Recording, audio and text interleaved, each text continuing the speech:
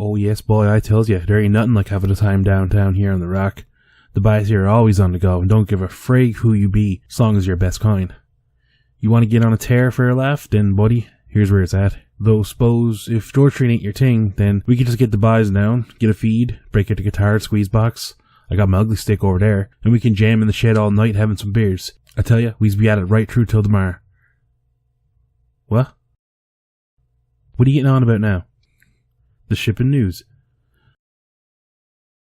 Buddy, you're gone, my son. Reading that right stunned you is. I know, bye. And that Annie missus, she's a mainlander. Pretty burnt for you to get all crooked over it, though. It's just a book, lah. Oh, go to bed out of it, will ya? Lord thunder and fine. If you're going to be an arsehole about it, I'll give it a go, bye.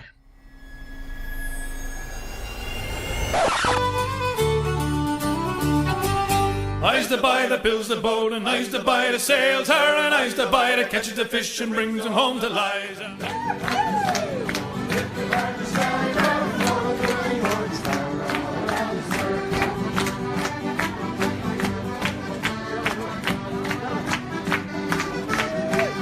At Toronto's Pearson Airport, while waiting for a flight to fly back to St. John's, Newfoundland, the flight was delayed, and Newfoundlanders gonna do what Newfoundlanders gonna do. Yeah, so this video is already going viral. When they found out their flight would be delayed for 30 minutes, Sheldon Thornhill grabbed his accordion, Sean Sullivan grabbed his guitar, and even inspired one big jam session to do that. I love Newfoundlanders and everything. I spent a lot of time in Newfoundland. But did you seriously say that their flight was 30 minutes delayed? Yeah, it was only 30 minutes. I thought, when I saw the video, I thought we were talking hours here. Like 30 minutes, you barely get your accordion in order, 'cause we're bound across the water. Heave away, me jollies, heave away.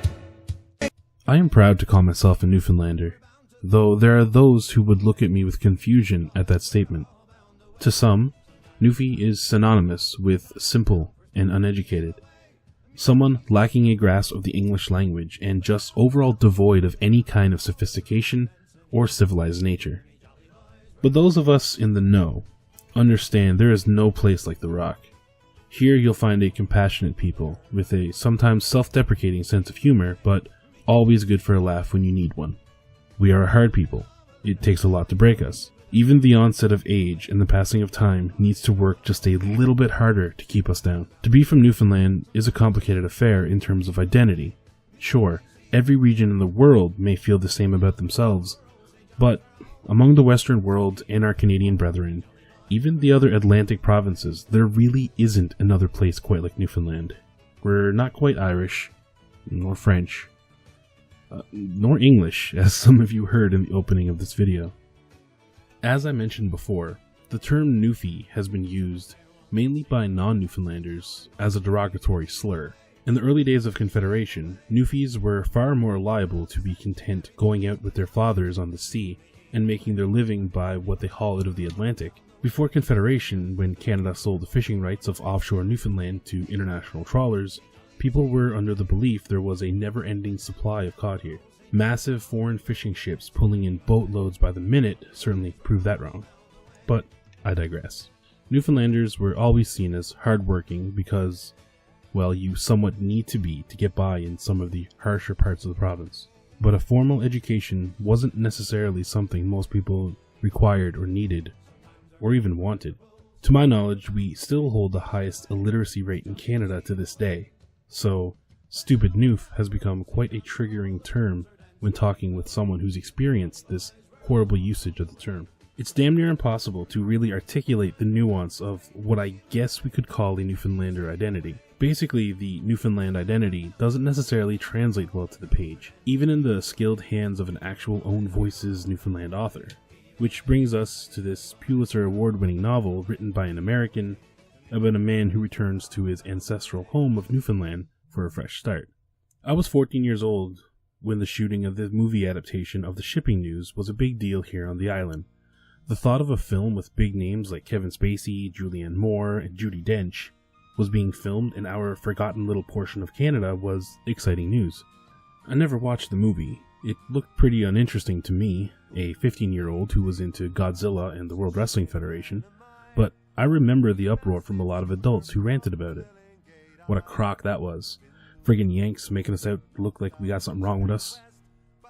Therefore, all I knew for a long time was, once again, Newfoundland was treated as the punchline to an international joke. Most of the time Newfoundland has been used in media, they are portrayed so poorly that it continues to perpetuate the idea that the island is some backwards Amish-style island on the east coast of Canada, just with a lot more snow, ice, and fog. So needless to say, when international attention is given to the island, we actually can get a bit sensitive about how it's presented, especially when it isn't done by an islander. Bear in mind, I've never read the book or actually seen the movie with my own eyes until now. When Steph at That's What She Read was planning to read it, I jokingly said I should pick it up so I could scrutinize and critique the Newfoundland rep.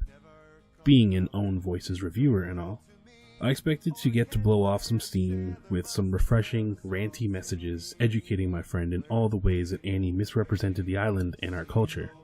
How did the rest of the book fare? That's the real question, isn't it? This island that we cling to has been handed down with pride by folks who fought to live here, taking hardships all in stride. So I'll compliment her beauty, hold on to my goodbyes, and I'll stay and take my chances with those saltwater joys. We've heard the story 1,000 times. Coil's life hits rock bottom. His marriage, and I use that term very generously in this case, is over. His on-again, off-again place of employment has once again let him go. Only this time it's prefaced with a near certainty it will be a permanent departure this time. His parents have literally decided their lives have peaked, and instead of looking forward to the downward spiral of the last leg, mutually decided to just call it quits while they were relatively ahead. There is literally nothing positive to say about Coil's situation. Even his children, specifically his daughter Bunny, has been somewhat indoctrinated by his wife to see him as a useless loser. The man has no backbone, no confidence, and no clue really as to how to navigate the troubled waters life continues to put in front of him. His aunt shows up to collect the remains of her brother, Coil's father, which becomes the catalyst for Coil taking his 2 children and relocating to his father's home in Newfoundland in a small outport fishing community. It's difficult for me to get distance from this story. I mean, an underachieving, overweight white guy that can't seem to get a break, but is as much a victim of his own avolition than anything else? Yeah, that may as well be the elevator pitch for my eventual autobiography. In the opinion of this 30-something journalism grad in St. John's, does Annie Proulx, the Pulitzer Prize award-winning author, do an adequate job presenting an authentic portrayal of Newfoundlanders and our culture? Well, yeah, I do. No, really. I'm as surprised about this as you are. I mean, there are some things worth mentioning that I took umbrage with. For one, I've never had, nor do I know anyone who has ever tasted seal flipper pie. Nor do I know of a place where a squid burger is like the main thing people order. It, too, is a delicacy I've never sampled in my 32 years here on this island. But aside from nitpicks like that, she really did do a solid job making this feel like an authentic piece written by someone from the Rock. Proulx, surprisingly enough to me, does an incredible job capturing the intangible feeling you would get by spending a considerable amount of time in an outport fishing community in mid-90s Newfoundland when this book was published. There's an honesty to Coil's experiences that literally brought tons of nostalgic memories and feelings back to my mind as I was reading. I was told Proulx spent most of the time writing this book actually living here on the island, and I think it really comes through on the writing. The biggest compliment I must concede to Prue's story is that she masterfully weaves in so many subtle nods to Newfoundland culture and historical events without making it feel like shoehorn references trying to show off all of her detailed research.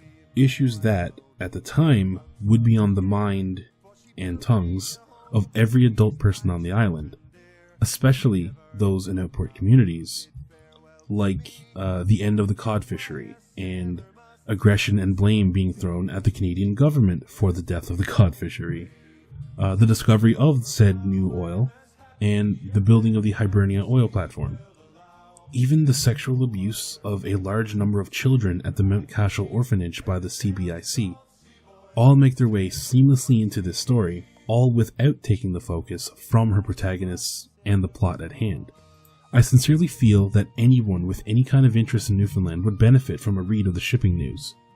It won't necessarily be an accurate representation of what you will expect if ever you visit, especially if you visit one of the more developed parts of the island, but there is a real musk of salt water and coziness that emanates from the page.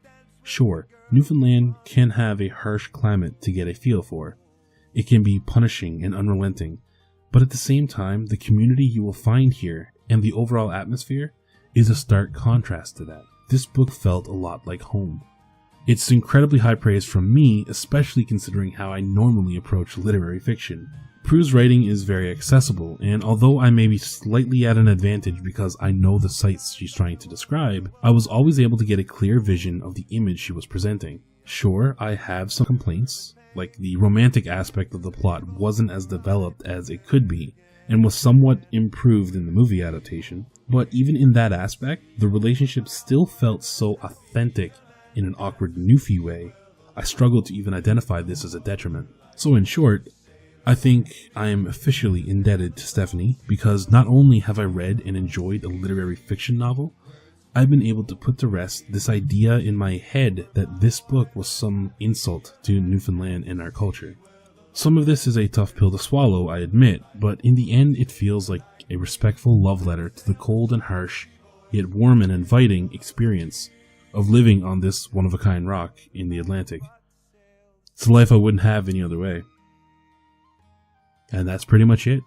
So if you happen to also be a Newfie, let me hear your thoughts below.